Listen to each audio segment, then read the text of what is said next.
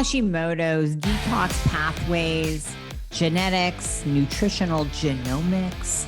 These are all the things we're going to be talking about today with my guest, Dr. Rajka. Dr. Rajka has been successfully leading women and their families to optimal health for over 2 decades as a board-certified family medicine doctor. She delivered babies, she managed family care, and now she is a world-renowned functional medicine practitioner, certified and trained by the Institute for Functional Medicine, IFM. She's an international speaker. She's a mentor to practitioners. She trains practitioners. She is just an all-around rock star. She's an entrepreneur as well, passionate about empowering women leaders to optimal health and performance. Her ultimate goal is to empower women to optimal health and in turn have them empower their families and their tribes to optimal health. So we're passing it on. And she is going to pass on her expertise and knowledge. She has expertise in longevity and performance, autoimmune disease, nutrigenetics. She's a Hashimoto patient herself. She will soon launch the Radically She community. Can't wait.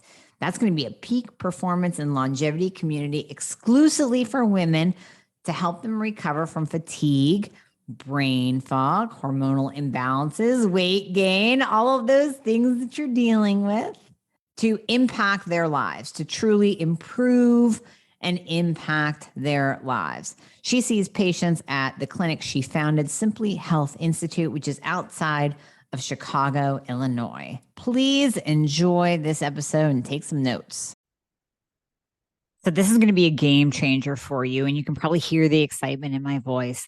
The latest introduction, the latest member of the family to the Fixer line is Metabolism Fixer. And this, oh my God, I formulated this just for all my people out there that need to lose weight, that need help in the weight loss department, that can't lose weight no matter what they do, that feel like they have a slow metabolism, and that might be thinking of trying all those peptides out there, you know, the Beverly Hills soccer mom drug of choice for weight loss peptides.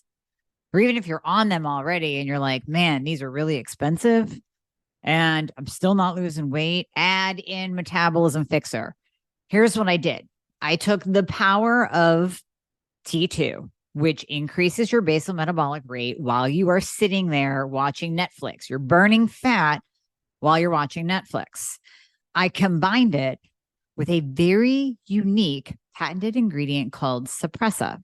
Suppressa has multiple clinical trials backing its efficacy in reducing your appetite, decreasing snacking, and providing way more control over your food intake. It is amazing.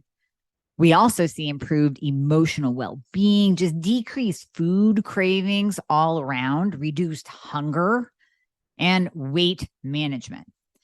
Add on top of that, we have green tea extract, we have purple forest purple tea extract, both of which affect the metabolism in a very positive way without the jitters of normal fat burning supplements out there from the 1980s and 90s, right? The ones that made you feel like you're having a heart attack.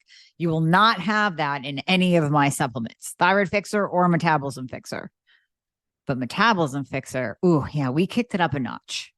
It is in powder form, so you can drink it through your day. It's going to flavor your water. We got Orange Crush and Refreshing Citrus. I love them both.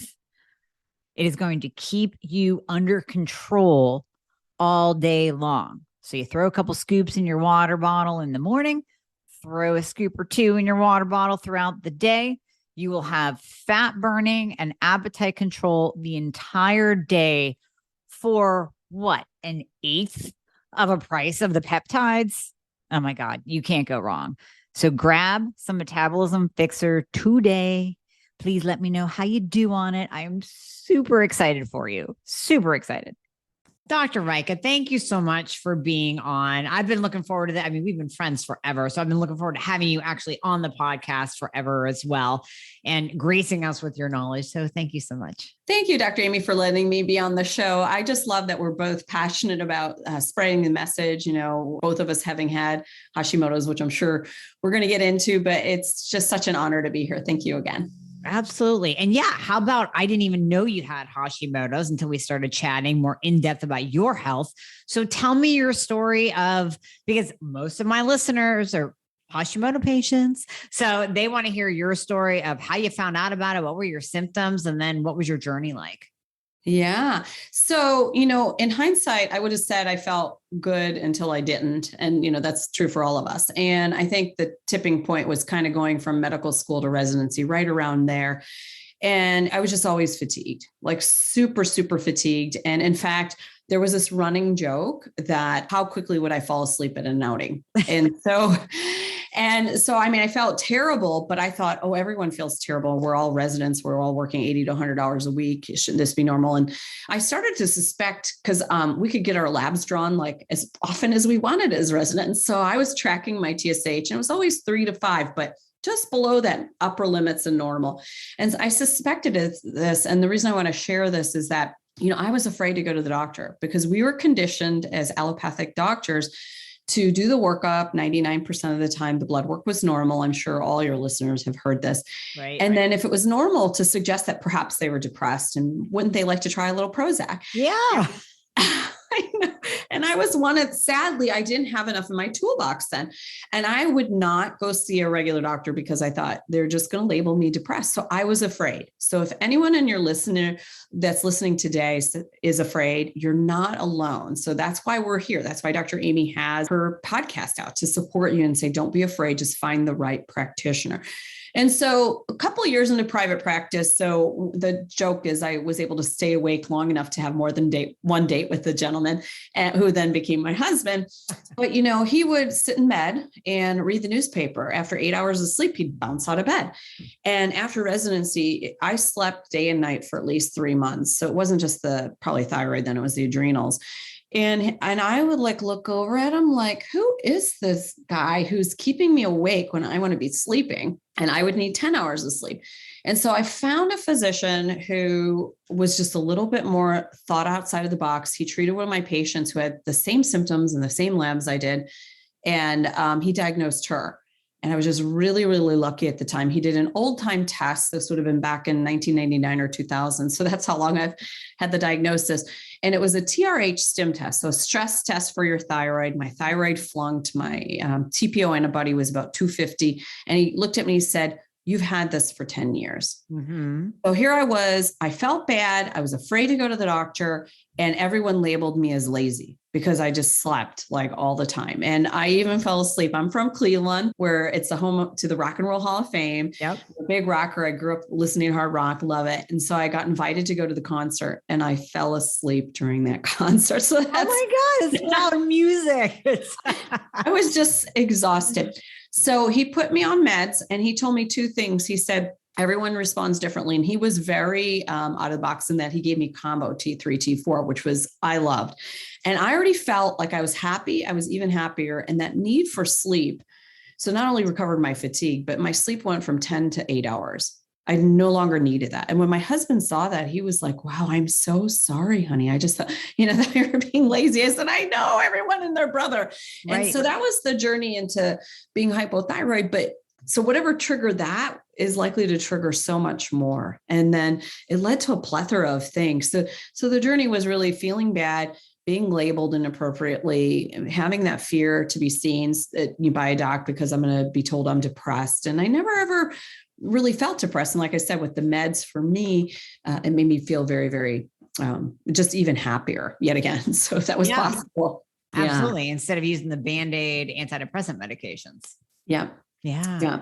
Yeah. And so that segues into them what was very telling. So as I always knew in medicine, I said, you know what? There's something missing. I knew there's something missing. And it started with the fatigue patients I couldn't cure. And there was a woman who came in who was very curious. And we did the closest I could to a functional approach with her. And we resolved her symptoms, and it all was dietary. And I was strictly amazed because I was just her guide and she helped me guide her and she got better and better and better. I'm like, wow. And I always thought about it and I always wanted to retrain. And I found an article just before training in functional medicine. This would have been just over 10 years ago on glutathione. I thought, wow, this describes everyone who's fatigued in my path. So what is this functional medicine? And so it led me to train, but you think I would have been tipped off with this. And what happened was, not only did I have Hashimoto's, but I went on to have infertility. I had a pretty significant PMS, and I wonder why sometimes people stayed friends with me. It was really only, my partner and then my good friends that wouldn't manifest, where you're really super cranky. And I had vision losing migraines. So one migraine that I had, I lost a vision on the outside of this eye and inside of this eye in speech. So I thought I was having a stroke. Oh my gosh. I was pregnant at the time. I developed gallbladder dysfunction. It just, you name it, went on and on and on. And I didn't know like all the underlying stuff. So we had lived abroad for 8 years. We were transitioning back. I was going to take my first job in functional medicine. I'd already done the introductory course. And the second tip off that glutathione might be a thing for me is that when I had landed in LA for the conference, I was traveling from the Middle East, and the representative, how is this for karma? And like the Trex, like the rep for one of my favorite glutathione companies was standing there and asked me, he's like, aren't you excited to go home and see your kids? And I said, but I'm not excited for the 4 weeks of jet lag that would follow. So it went from 1 week to 2 to 3 to 4. And here I am like in my 40s, and I'm feeling like I don't want to go back because I know that I'll be dysfunctional for a full month. And he said, go to Whole Foods, get some melatonin, reset that circadian rhythm. Right. And he said, here, take this glutathione, 1 capsule twice a day, starting today. And I think I was flying in about a day and a half or 2. All of my jet lag symptoms were gone within 3 days. Oh and my gosh. I know. And so I stayed on it for a while. And then as we were transitioning back, I started to feel really awful. I was at an event, my muscles hurt and I was tired, and I had my gallbladder out, my right upper quadrant starting to hurt. It almost felt like I had fevers and chills, like I had developed some sort of infectious process. I promptly, I'm self-treating, and my girlfriend looked at me. She's like, are you okay? And it was my son's best friend's little birthday party. I said, no, I said, let me just breathe through this. I'll be fine though. And so I did. And needless to say, I ended up finding a doctor where we were moving in Boston at a major university. And I said, hey, my liver enzymes are like 10 times normal. And this kind of happened before. And when I saw him, I had started work with a functional doctor. By the time I saw him, those enzymes had nearly normalized. And I said, I don't think I should have any procedures. He says, not on your life, kid. Like, you have all this autoimmune disease. You could have one of these other things. And they were entertaining autoimmune hepatitis. And I felt that bad. So if you've ever had your liver enzymes skyrocket, it's fatigue like no other. It's that muscle aches and pains. And here I'm trying to work out. And that was not the good combination. And I really felt like we did a celebratory trip prior to moving back, and I was watching my kids play in the swimming pool, and they were like 5 and 9, and they're like, watch me, mama, watch me. And they're doing cannonballs. And all I could think of was like, I might die. Like, no one knows why they're escalating. I'm in a foreign country. I can't get this addressed. And thankfully, this gentleman who he had a training course in functional medicine was supporting me the whole way. And so it was just diet, lifestyle. I turned it around. I even went on to appease the GI guy. I had the liver biopsy and everything went away. So the diagnosis of autoimmune hepatitis, if you don't begin steroids, the risk of death or dying is 30 to 50% will die in 3 to 5 years. So you have almost a 50% mortality. And that was back in 2013. So we're 9 years out. I never was placed on steroids. I haven't had a real issue. Now I have to be real careful because, without a gallbladder, you want to supplement and all that. But yeah, that was a journey. And then it wasn't until I really learned the genetics, the nutritional genomics, where I really could hone in on why was it that I got so sick. And it was one simple thing. And you know what the trigger was? What? So I had infertility. Again, right. Remember, I don't know functional medicine, and I'm on the birth control, and I was on an American brand called Seasonique, very similar. Ran out of it abroad, and they had some generic substitution. It was just different enough where I didn't clear it. And that was one of the key things, and glutathione is needed to detox your hormones. And I didn't do that very well. So I had mutations all the way throughout every pathway. And that was really the trigger. And even the GI doctor said, when I told her that I'd made that change, she's like, this could be it. This could have been the trigger. She's like, I've seen this frequently enough. So very, very careful, but I wish I would have known. And that's why I'm very careful too. If you're going to give a replacement, you know how someone behaves either through symptoms in labs or through their genetics. Interesting. Yeah. So you're a conventionally trained doctor moving into the functional space because of your own pain to purpose story, which so many of us go through. And I find it interesting that you found that out through birth control, because birth control is kind of thyroid tanking anyways. I always say, listen, if you need birth control for birth control, then that's one thing. And then there's so many other things that we can do, besides the pill and synthetic hormones to create protection. But I find it interesting that you pinpointed, or were able to hindsight pinpoint exactly what that cause was. And it was through your genetic SNPs, as we call them. And I'll let you describe to the audience what those are, those mutations, those SNPs that really caused you to have a backup in your system, essentially. Is that correct? That's a perfect summary. And you're right. Initially, it was for birth control back in my 20s and 30s. And then later it was to control the endometriosis that resurfaced. But you're right. It was, it's such a vicious cycle. Like, which one came first, the chicken or the egg, right? Exactly. So then as you're moving through, as a patient now, as a conventional MD, you're an MD, not a DO, right? MD. Yeah, an MD. Conventional MD, moving through the medical system. No one's able to really kind of pinpoint what exactly is wrong with you. What was your aha moment? Who was your saving grace that said, Rajka, this is what's going on with you? Yeah. So twofold. One was the initial doctor I work with, but he just kind of gave me the prescription that I think if ever 80% of the population followed, they'd be fine. And then there's that 20% of us who have the things. It was really me. And it was a decade, it was almost a decade of really doing the deep dive into every facet of functional medicine and doing all the extra coursework.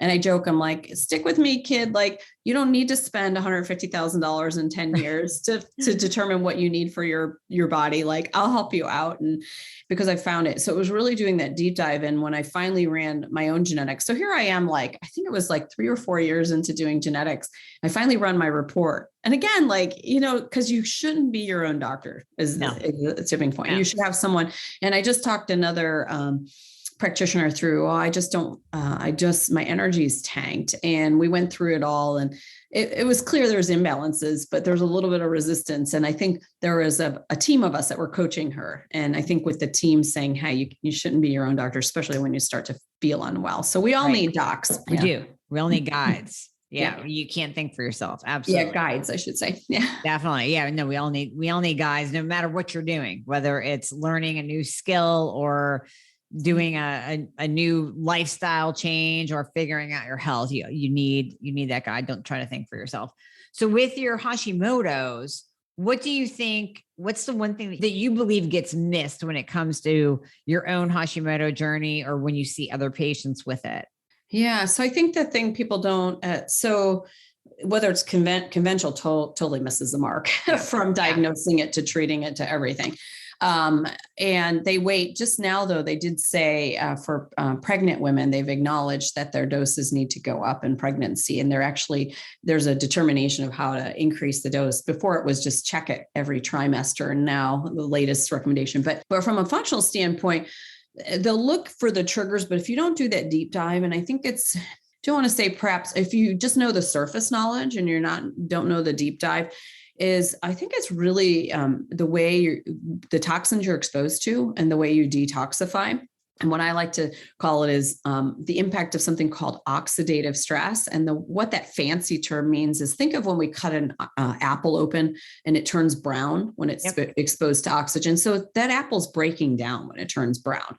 And, you can add your lemon juice, you can slow that breakdown. So there's things we can do that slows the breakdown and it eliminates kind of that exposure to oxygen, so to speak. So that I think gets missed and people should really know. So it's more than just like avoid, and there's lots of things we should be avoiding, right? And so I'm sure you've done other episodes on that, but it's like, what is an individual person's ability to clear that oxidative stress? And the other thing I want people to know is that anything that causes inflammation, so think sleep, stress, just toxins, it's not just toxins. If you've got dysbiosis in the gut, if you're depleting vitamins and minerals, if you're sedentary, solitary, don't have purpose, and all those can contribute to this inflamed state and increase that oxidative load. But a small amount of, and when I refer to is like free radicals. So our body makes free radicals every time we make ATP. So that's a good process. And I think you and I were talking about earlier is that think of like that, the free radicals as guests that come to your house for a party. So there's some guests that are on the list and invited, and there's a time frame they should be there, right? Mm-hmm. And then when the really good guests will help you clean up. And so that's the same thing. Free radicals help you clean up bad bacteria, viruses, parasites, pathogens. So think of it as the good guest. That's what, but then you can have a bad guest. So you can have an unruly guest that gets drunk and breaks something, or a guest that shows up after the party's shut down. And so that's, or someone that's not wanted, right? And they do destruction. And so it's when those guests, and within any household too, right? So if you have 10 to 20 guests over, your house will get a little less dirty. You have 50 to 100, so it's all that. And I think of it as our alarm system in our homes is once the guests are gone, you turn on the alarm because you don't want your unwanted guests. And that's why the control of oxidative stress is kind of this alarm system. It's saying, how do we clear it? How do we regulate it? How do we alert you to it? So does that make sense? What did you think of that analogy? Oh, I love analogies. I give analogies all the time. So I love it because it's a way that you can actually picture it in your mind and then see kind of what's happening. Oh yeah, I get that. I totally get that. Now, when it comes to oxidative stress and Hashimoto's, what do you see in your patient base? Do you see just you can't optimize them no matter what med and dose you put them on? They still struggle with symptoms where you go, what's going on with this person? And then you dive deeper and you look at the oxidative stress burden, the toxic burden, dive more into the genetic aspect. Yeah, you ask a good question. So it's typically the person that, you're altering or playing with the dose and you're just not getting it right and it's vacillating. And so you wonder like, what's going on? So that's when I will do the deep dive. And if it's okay with you, I'm going to back up and talk about the SNPs and epigenetics and genetics in a general fashion. Is that I always tell people that the kind of genetics we look at are the ones that govern chemical pathways in the body, not the genetics that says you're going to have blue eyes or brown eyes. So that you can't alter those. And so we're looking at chemical pathways. And for most genes, you're going to get one copy from mom, one from dad. And if you have no mutations, we call that wild type. And the enzyme that the gene controls should work at 100%. Should is the optimal word. Now, if you have one copy that's mutated, potentially the enzyme works 20 to 30% less well. If you have two copies, then it works 60 to 70% less well. Now, here's the caveat. Currently, the studies they've done says that our epigenetics, and that fancy term just means our diet and lifestyle, can turn off a mutated gene. That's why it's like, live as healthy as you can. There are two caveats I'm going to propose to your audience. One is if you are chronically ill, you better believe that those defective genes are likely expressing, meaning they're likely not functional, that the mutation is real and you should pay attention. And two is there's a fear or worry that I have is that eventually our environment's going to be so toxic. I mean, everyone you test has glyphosate, which is Roundup in their bodies. And, we only eat organic, and our children, like we were in this just under the 75th percentile. You start to get bent out of shape when you're over 95th percentile, but 75 for my husband and I think just because we're on the planet longer, and there's ways you can clean that up. We eat all organic, but we live on a golf course community. And what are they spraying on that ground? Gosh. Yeah. Yeah. And everyone's like, grow a garden. And so now I'm in the process of looking at raised beds because there's no way I'm putting any vegetables in the ground. It's just going to accumulate as a downstream effect, all the spraying they've done. And pretty much everyone, you can tell who sprays. So we get that blooming of dandelions, right when the spring hits. And then you mow it down and it kind of suppresses it and the bloom's over, and then your lawn is. So, there's a couple of weeks our neighbors are looking at us, but I don't really care. I'm not being exposed. But I think you had said, how does it manifest? Typically it's the harder to treat, or potentially despite good levels, they just don't feel well. And so you want to explore. Certainly it's more than just genetics and toxins. And that's presuming that you've looked at all the other things that can make someone feel unwell. Okay. Now I'm glad you clarified that, because I know a lot of people are going to go, wait, what's this mutation thing? They're thinking of some like grotesque monster. Like maybe that is, that is a good analogy too. Like your DNA is just a little bit like, man, it's just a little weird looking. Like it's got a little mutation to it. Yeah. So it's not going to work properly. Yeah. Like ET go home, right? They look funny. Exactly. So now, all right. So we're talking about toxins. We're talking about genetics. We're pairing those together. We have to be able to detox our toxins. We have to be able to get them out. Yep. And so how do we do that? What do we look at? What do you look at with your patients in terms of those detox pathways and how effective a person is at getting rid of the toxins that they're exposed to, like living on a golf course, or if they're still not eating organic and they're still using Bath and Body Works lotions? We have to be able to get that out of us, right? Yeah. Yeah. So a couple of things. So there's always the foundational. I'll just give a brief because I'm sure your listeners are probably a little more savvy in this area, but, obviously hydration, peeing, pooping, sweating, once that's all aligned, and then avoidance. And then when you can't avoid, we look at certain genes. So when it comes to pesticides and herbicides, there's a gene called PON1, PON1. So the name of the gene doesn't matter. Just know that some people can't break down pesticides. And for those people, it is utterly crucial that they eat organic and that they don't, if they're living on a golf course, they're not growing their vegetables in the ground on that golf course, that they're growing it above ground so they can control the exposure to water and soil, et cetera. Right. So that would be key. And then also foundationally, I always look at two things that sometimes get missed is one, you have to have adequate protein intake. So you need amino acids which is a breakdown product of protein. And so you think about that. So you have to have a properly working digestive system. So it's not just taking in the right amount of protein, it's being able to break it down. And, do you make enough stomach acid? Because if you're stressed, you might not be.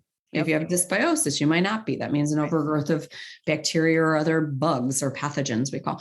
And so that's number one. Number two is you're going to need glutathione. You're going to need B vitamins. So then we're going to start doing a deep dive. And kind of what I look at is when you have an accumulation of toxins, is that you can get an accumulation of free radicals. So that's where I look at the oxidative stress pathways. So that looks at, are those free radicals causing browning of your tissues, like that browning of the apple? And so I'll look at a couple different pathways to say, hey, is there a backup somewhere of those unwanted guests? They were wanted, but now all of a sudden they're not exiting the party. Because you ever throw a party where it's an open time frame and say you invite 100 people, if all 100 are there at the same time, then it causes a backlog. So that's what I'm looking at. And so we can do a deeper dive if you like, but does that help frame things? Definitely. No, that definitely helps frame things. So I know you have a slide. So for those listening on the podcast, if you really want to see the slide that we're going to go over right now, you'll have to jump over to YouTube and watch this on video.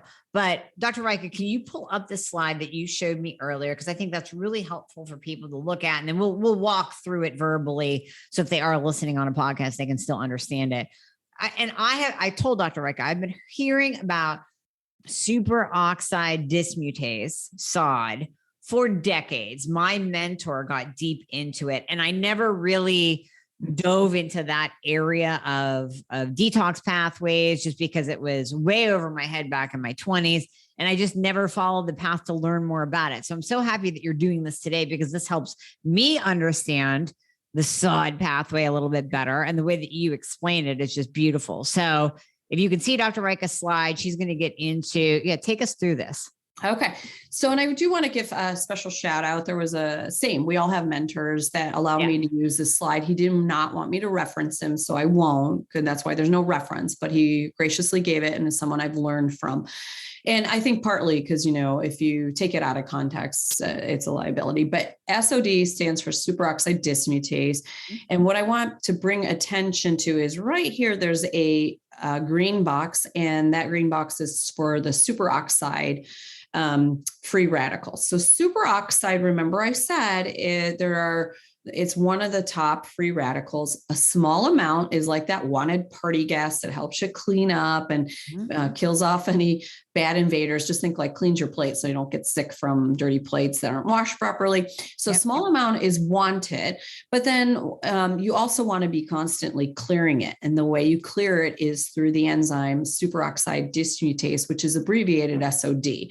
Now, if you have an overflow of unwanted gas, or meaning all those things that cause oxidative stress, high toxic exposure, you're eating inflammatory processed foods, all of that stuff. You don't have adequate vitamins and minerals. You can get a backup here.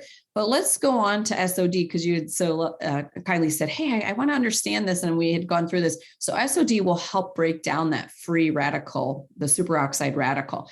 And if it doesn't, you'll get that backup. Now, if it does break it down, it'll make hydrogen peroxide. And so, but that further needs to be cleared, because so hydrogen peroxide, and I always, I'm going to give the analogy, how do you know if you have too much hydrogen peroxide? And I was the stereotypic child for having a backup, because then what you'll notice, what do we do as women if you have, say, light brown, mousy hair and you want to go get nice blonde highlights? What do they stick on your hair? They stick hydrogen peroxide. But what if they bleached it too much? So it'll strip your hair of all colors, and then you've got premature graying. So that was me. Ding, ding, ding, ding, ding. In my 20s, I started a premature gray. And the second thing is that buildup of hydrogen peroxide can lead to acid reflux symptomatology. So then that hydrogen peroxide needs to further clear to very neutral things in our body. So there are two enzymes that do that, catalase, and catalase brings it down to water and oxygen, so it doesn't affect our tissues, and then glutathione. And here's where that glutathione converts hydrogen peroxide to water. And all of these all along the way need vitamins and minerals. So if you're depleting vitamins and minerals, it can act like the gene is mutated. And so for one of my glutathione recycling genes, so glutathione is an interesting antioxidant in that you can recycle it, meaning that once it gets utilized, you can restore it so it can be used over and over and over again. Well, I don't have that capability, because the glutathione gene is very interesting in that the recycling gene, there's two of them, you can get 0 copies from your parents. So I don't have any. So I'm already behind the 8 ball. And so you have to take it all the time. So I do take it at a low level. And I've had this discussion with other podcast guests are like, aren't you messing with the downstream effects? And so glutathione you can make from N-acetylcysteine and glycine. So you can promote the formation, but I'm like, you know what? I've already danced with really serious illnesses. And so I'll do a little bit. And what I'll do is, and I also admire some people who said pulse dose it in. So if I'm actively detoxing someone, so they're exposed to mold, when I treat my mold clients, I'll support them fully. And then I tell them, you need to have some gentle support, probably lifelong. And what that looks like is going to be different for you. So don't like willy-nilly get on glutathione. Right. And so that's where I felt really good, is that I've been on it. And then if I erroneously, before I understood all the pathways, got off of it, before I understood I had such significant mutations, I'd get fatigued pretty quickly. So it's all this clearing of these free radicals, which can come about as toxic exposures. Yes, definitely. Okay. That's very helpful. So do you recommend that people stay on glutathione? Do you recommend that they go on glutathione unless they know their genomics and their nutritional genetics of how this is all going to play out? Yeah. So it's so individualized. So I'll try to give you kind of a general thing. So what I look at is, and what I didn't say earlier, is we look at symptoms plus labs, plus the genes. Now, say I don't know their genes, you can actually look at glutathione levels. So I'll look, nutrients being depleted is the first, I have a 3D protocol. So it's diet and nutrients. So I'm going to support them pretty aggressively in the first 3 months. And then we're going to talk about how we track things, how we make sure, and then we pare them down to what they need. So if they've got really low levels and they're fatigued, and you look at their whole history and their exposure to things, because they're not aware. So a lot of people aren't aware that, hey, those unclean, beauty products. All my 20s, I used this Dove soap for the shower, and it was full of toxins. And and on and on. There were 3 products I've identified that were terrible. And then L'Oreal eye makeup remover was rated an 8 out of 10 on toxicity scale. So when it goes 0 to 10 or 1 to 10. We all did. Yeah, we all did, right? Because we didn't know. You know, we had blue eyeshadow and Maybelline foundation. I mean, come on. Yeah, sparkly stuff. I don't even know. Yeah. Yeah, we have to laugh. So if their history warrants it, I'm right away optimizing diet. I'm talking to you about supporting the nutrients. So I'll measure glutathione in the body. And one of the tests I think you and I chatted about earlier, you can actually, it's a urine test, and I've seen it come back in the Dutch hormone testing, which you may have talked about before on your show. And it also comes back in the organic acid test that I utilize. So one of the companies of the few that I utilize is the Great Plains Lab, and they'll measure something called pyroglutamic acid. Mm-hmm. And it'll tell you if the number's higher, it suggests that there's a higher need for glutathione. So you're looking for, is it not being made quick enough, or is it toxic exposure? And Great Plains Lab has another marker that actually correlates its toxic exposure. So kind of further identifies as its toxins are just not making enough. So you're looking at it a bit indirectly if you don't know. And then maintenance of it, it just depends. So the ones that have significant mutations, have had significant issues, probably warrant a small amount daily and just continue to live a healthy life. Mm-hmm. And if they get into trouble where, say they have, a bad infection, or they're exposed unintentionally to a big toxic burden, like just even go into, if you, a lot of places burn coal, it releases mercury into the atmosphere. So China's a big, a country that does this, and it blows across to the US, but we also burn coal here too. So when we were in New England, it was pretty predominant. And so if you've got a big exposure, then you may want to think about increasing the dose and then taking a step back. But again, I'm working with, I always recommend people work with practitioners so they know the exact dosing. But, certainly if someone's fatigued, a trial for 1 to 2 to 3 months typically takes 3 months, probably is not going to, have the downstream effects or affect anything. But some people, just so you're aware, some of my very sickest patients, but there are other contributing factors. And one of them is limbic system dysfunction. We can talk to about another time, but they'll do very poorly with glutathione. So then if you're sensitive to a lot of supplements, chemicals, and really chronically ill, you got to be really careful. So for the average person who's not, then talk to your practitioner and say, hey, is a trial right for me? Yes. Well, and let me ask you this too about glutathione, because many of my patients still have amalgam fillings in, because that's one of the questions on my questionnaire. And I go into, of course, explaining how those amalgam fillings have mercury off gases every time you bite, every time you chew, every time you squeeze your teeth together. If you grind your teeth, God forbid, at night, you're constantly off gassing that mercury, which is not only crossing the blood-brain barrier, but it's also affecting your thyroid function. So if someone still has amalgam fillings, do you not recommend glutathione because that can pull the mercury out? I use other agents. So okay. I do not know. That's a good question. I don't think in all of my, the chelation. So I do, just by virtue of what I have access to, is oral chelation for my patients. Certainly you can do IV. I used to have IV chelation available to me at a former clinic. I just haven't gone that route. It's like, how much are we going to, Yeah. And so glutathione, if anything, was just to help support detox, but it's never that I'm aware of will actually pull. So I'm thinking some of the other things, EDTA, DMSA, DMPS. Sure. So the more heavy hitters. So. Yeah, definitely. Well, it's a good idea to get your amalgam fillings removed anyways properly so that we can do all of this detox with you. So, super interesting. What if we want more SOD? If we want more superoxide dismutase? I've seen, companies out there that are pumping, spirulina and this and that, and it'll increase your SOD. I don't know if that's true or not. So what do you like to use, Dr. Rajka? So I actually go to a combo product that has both SOD and catalase. So one is called Dismuzyme, and I'm blanking on the manufacturer. I think Ben Lynch, the good Dr. Ben Lynch, who does a lot of genetics. And, to be honest, I first learned about the pathway through him. So before I knew all the pathways, I knew a good chunk of them. And he said to me he said at a conference, like his wife had rheumatoid arthritis, And she, with the SOD for her, decreased her joint pain. And why do you think that is? Because you're decreasing free radicals, which cause tissue destruction. That's why it gets them that thing. And in fact, when I presented this case, it was associated with a woman who, she initially came to see me for recurrent miscarriages and MTHFR. And the poor thing developed acute rheumatoid arthritis right before she saw me, like in between waiting to see me and seeing me. Okay. And so we didn't know her genetics till after the fact. And I'd just gone to this Ben Lynch conference on nutritional genetics. This is about 7 years ago. And I did my normal 3D approach. And then I said, hey, let's do a trial of the SOD. And she said, everything we did got her better and better and better. And I didn't see her for 18 months. And then she finally came back to me with the complete genetics and said, hey, I really want to focus on the recurrent miscarriage piece now. And I was a little cringy, like, oh, I probably didn't make her better. I haven't seen her in 18 months. Why was I doubting? She was like, oh, rheumatoid arthritis?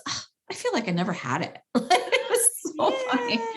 And so one of her big mutations was SOD, and she also had that PON1 mutation. And she was an American living abroad and would come back to the US. And so when she was abroad, didn't have access to these, the organic vegetables as much. And so, there's things we can recommend. I'm sure you do as well, like humic and fulvic acid. So those will lower glyphosate and some of the pesticides. So we have, and then in fact, I said, probably most of us should have a small dose of that because it tends not to bind all the other stuff, especially as the world grows more and more toxic. So true. So true. So true. Well, that's exciting. I'm so happy you helped her because I know I see a lot of rheumatoid arthritis, in correlation with Hashimoto's, because where you see one autoimmune condition, you see more than one. So you're looking at it, and I love how we can combine our heads. You're looking at it from that, genomic piece and the pathway piece. And I'm over here looking at it from a begetting autoimmune piece. So it's just so interesting how you can tie everything together. So Dr. Rajka, so many of my listeners too have struggled with energy. As you know, most of the time with Hashimoto's, it's the weight. It's the, I can't lose weight. I am gaining weight no matter what I do. And it's women that weighs really heavily on our minds. Yep. Second to that, and sometimes in some cases, number one complaint or symptom is low energy. So you really do help people with energy. I mean, the people you love working with, very similar to myself, are those high performers, those type A drivers, the high performing individuals that are really suffering, whether it's brain function, energy, whatever it might be, whatever their symptoms might be when they come to you. Energy is usually one of the top ones because we need energy to be high performers. We need energy to be entrepreneurs and to be drivers and to be type A's. So you have a free energy guide, 10 days to infinite energy, that we're going to be giving everyone. That'll be in the show notes. But tell us your take on what are the top things that you look at when you're looking at someone's energy level being in the toilet? Yeah. So right away, here's my theory too. It's my book that'll be coming out, Beyond Fatigue. Beyond Fatigue is that, I look at it as most of us as adults are, we come into this world, vitamin and mineral deplete. And that comes from mom and dad, not because we want to, because even if you looked at the reports back in the 1940s, the US Senate warned the American population and said, hey, everyone probably should be on a multivitamin, multimineral because our soils deplete. So how many years ago is that? Over 80 years ago. And it's just gotten worse.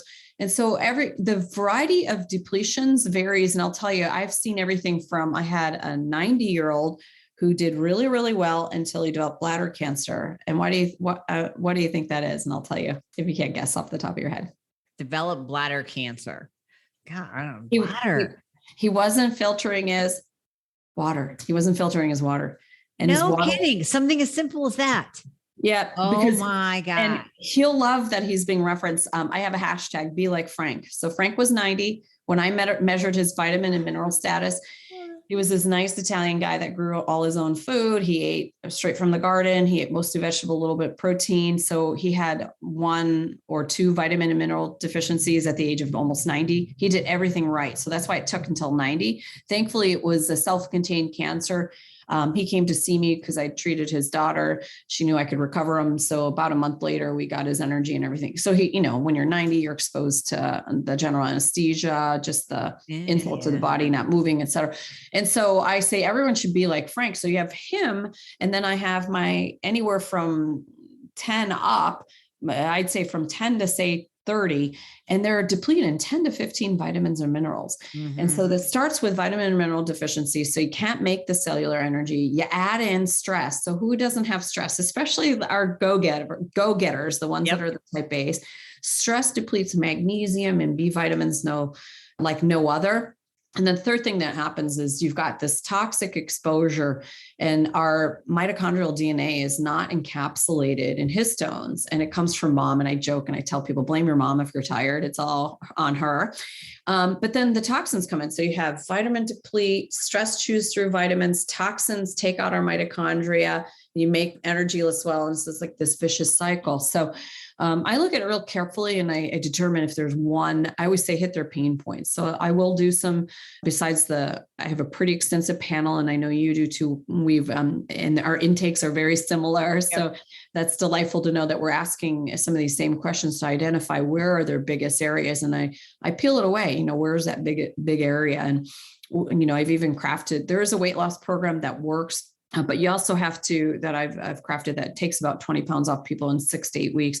But the important thing is you have to align everything. So I've done it where you take people through the protocol. It's all whole foods. It does focus on the genetics. So that's the little unique piece. Mm-hmm. But if you don't have the mindset, if you don't have a purpose for why you're doing this, if everything's not aligned, you're just going to gain it right back. Or if you're still under constant toxic exposure, I'll make you lose the weight, but let's get everything lined up too.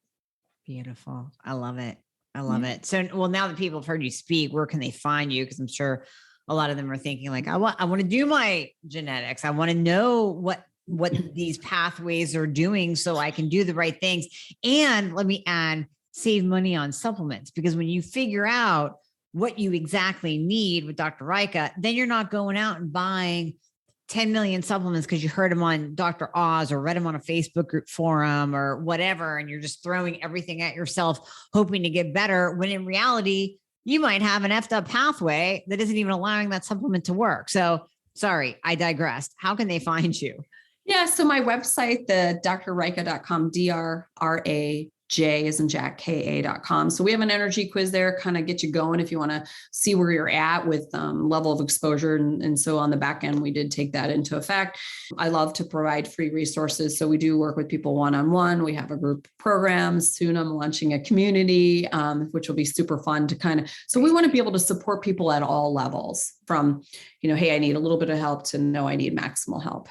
Awesome. That's beautiful. Well, we'll put all of your links and your info in the show notes so people can just click and find you.